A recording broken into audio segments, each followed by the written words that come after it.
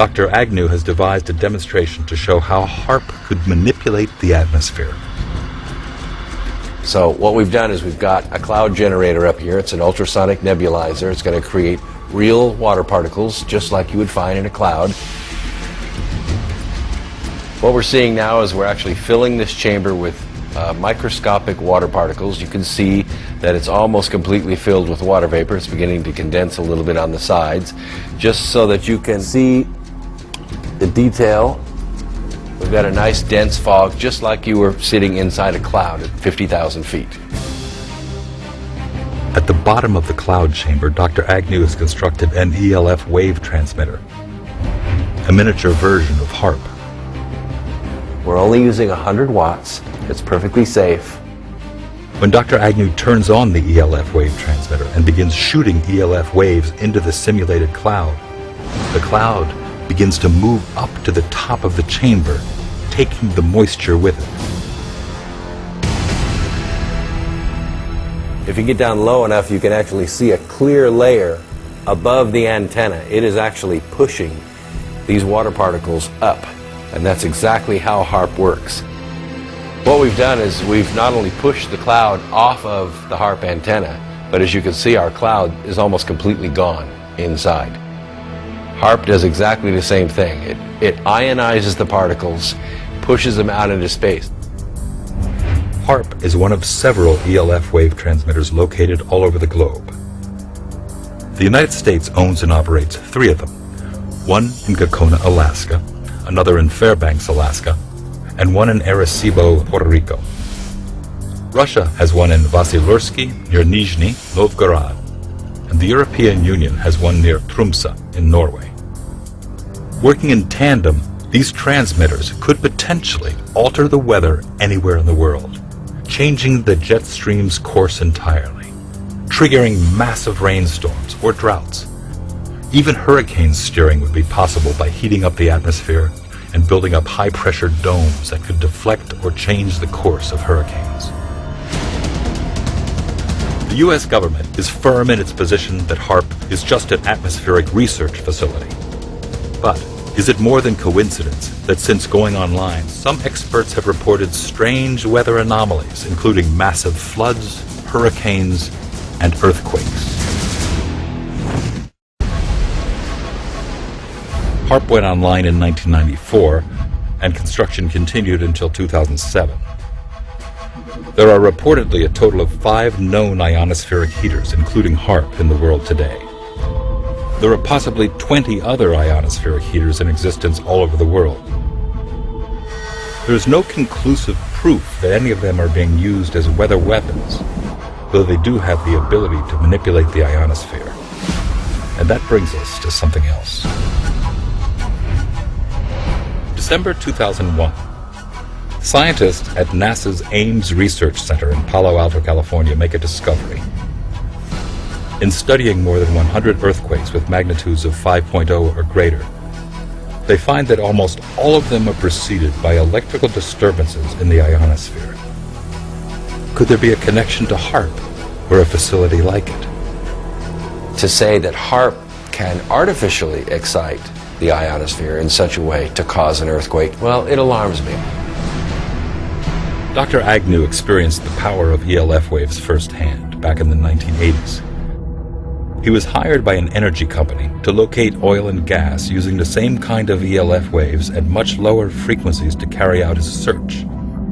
It's a process called Earth tomography. But during one particular incident, Dr. Agnew believes his use of HAARP-like ELF waves accidentally triggered an earthquake. It was in the spring of 1987 we arrived in Roseburg, Oregon to use our ELF technology to search for oil and gas. Setting up that day, we had a little bit different results than we expected because the instant that we energized it, there was between a 4 and 4.5 on the Richter scale earthquake that occurred. We were so amazed about what seemed to be cause and effect. We get to an area that has a high propensity for earthquakes, in an area known as the megathrust of the Pacific Northwest. We turn it on and an earthquake occurs.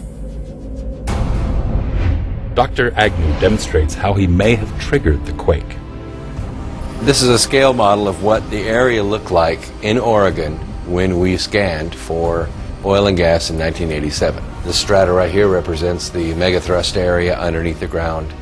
The rock represents the potential energy set up in the ground from a tectonic stress. What we're going to do is introduce ELF waves and demonstrate that it can in fact trigger an earthquake. In this case, Dr. Agnew is using a stereo speaker to produce the ELF waves needed for his demonstration. ELF waves, extremely low frequency waves, are just like a subwoofer. In your car, you can actually feel the vibrations through your body. ELF waves are the same way. They vibrate the earth, and at right resonant frequencies, they can have devastating effects. When the speaker is activated, ELF waves begin to emit. Tiny vibrations in the sand are detected. Then a few seconds later, the rock representing a fault line shifts. As you can see, in a very few seconds, the resonant frequency built up in our model released the potential energy in the rock. That concussion, on a real scale, would have been felt for 100 miles. These conditions are already set up in the ground. All it takes is the activation energy to make the release happen. This is a small scale, and we're only using 30 watts in this scale. When HAARP's broadcast array in Gakona, Alaska sends pulses of ELF waves into the ionosphere, the waves get reflected back down and pass through the earth and ocean. If 3.6 million watts of ELF waves were purposely or accidentally aimed at an already unstable fault line, it could, according to Dr. Agnew, cause a tremendous earthquake. Looking at just simple instabilities, what does it take to create an avalanche? A guy walking across an unstable ice field. What does it take to trigger an earthquake? The right signal coming in when the pressures are already built up and they're at their threshold. That feather, and in our case that hammer, releases that energy. Conspiracy theorists believe HAARP is responsible for triggering earthquakes in enemy territories, like Iran, China, and rogue parts of Afghanistan over the past 3 years. But HAARP's startling potential doesn't end there. Some say it's linked to a strange phenomena occurring in our skies. In recent years, peculiar cloud formations have been appearing in the skies all over the world with increasing frequency. I think most of us in North America have wondered at these plumes crisscrossing the sky in grid patterns, parallel rows, and the now familiar X's. And many of us have wondered what these trails are.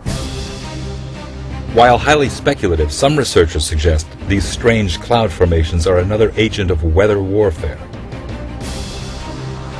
They first appear to be simply contrails, coming from high-flying jet airplanes.